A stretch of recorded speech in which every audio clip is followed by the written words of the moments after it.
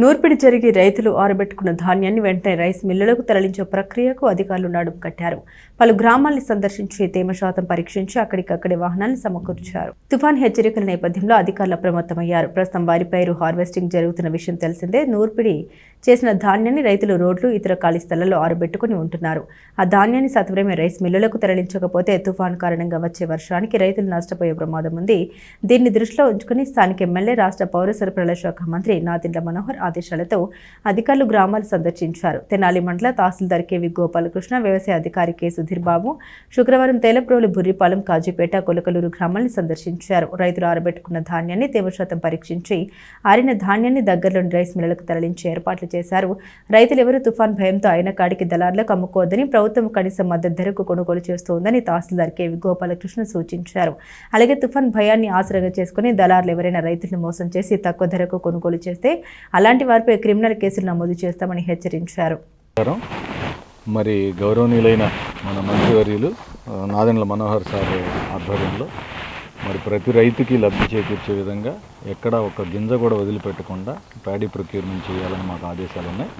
ఎప్పటికప్పుడు జిల్లా joint collector గారు అట్లాగే మా సబ్ కలెక్టర్ గారు మాకు అందరికీ దిశానిర్దేశం చేస్తూ ఉన్నారు. రాబోయే 2 రోజుల్లో వర్షం యాంటిసిపేట్ చేస్తున్నాం కాబట్టి ఎక్కడైనా కళ్ళాల్లో ఆరబోసుకున్న రైతులకి ఇబ్బంది లేకుండా మరి లారీలు ప్రొక్యూర్ చేసుకోవడం, అట్లాగే ఈ ధాన్యాన్ని మనకు పొన్నూరు రైస్ మిల్స్ ట్యాగ్ అయి ఉన్నాయి. మరి దగ్గరలో మొన్న మంత్రి గారు చెప్పారు, ఇది దుర్యాల పక్కనే మంగళగిరి, ఎంత వీలుగా ఉంటే ఎంత దగ్గరగా అవకాశం ఉన్న రైస్ మిల్ని ట్యాగ్ చేసుకోమని చెప్పారు.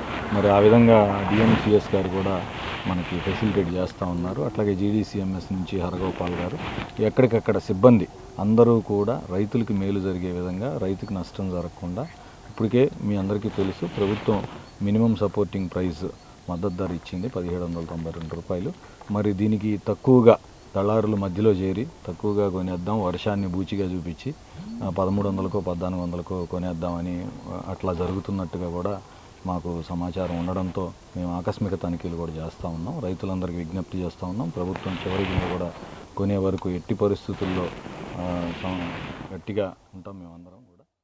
ఈ 70 టన్నుల ధాన్యాన్ని ఈరోజు మనకి మిల్లర్స్కి చేరవేసే విధంగా మాత్రం ఆల్రెడీ సారు మనం చెప్పడం జరిగింది. మేము కూడా నోటీస్ చేసాం. దాన్ని తప్పనిసరిగా కూడా ఈరోజు ఈ 70 టన్నుల ధాన్యాన్ని కూడా మనం ఇక్కడ నుంచి రైతులకి ఇబ్బంది లేకోకుండా మూవ్ చేయడం అయితే జరుగుతుందండి. ఇది ఈరోజు భాగంగా సార్ గారు, నేను కానీ మన ఇన్స్ట్రక్షన్ పైన ఆదేశాల ప్రకారం కూడా ఎక్కడైతే ఏ గ్రామంలో అయితే మన తెనాలి మండలానికి సంబంధించి ఏ గ్రామంలో అయితే మనకు హార్వెస్టింగ్ జరిగి ఏదైతే ధాన్యం నిల్వ ఉందో ఈ 2 రోజులు ఈ వర్షాభావం ఉంది కాబట్టి ఎట్టి పరిస్థితుల్లో కూడా ఎవరు రైతు నష్టపోకుండా ఉండే విధంగా తగు చర్యలు తీసుకునే విధంగా అన్ని గ్రామాలను సందర్శించడం జరుగుతుంది. ఎట్టి పరిస్థితుల్లో రైతులు కూడా ఎటువంటి అధైర్యపడొద్దండి. ఇబ్బంది లేకుండా యంత్రాంగం అంతా కూడా పనిచేస్తుంది కాబట్టి ఎటువంటి ఇబ్బంది లేకుండా చేయడానికి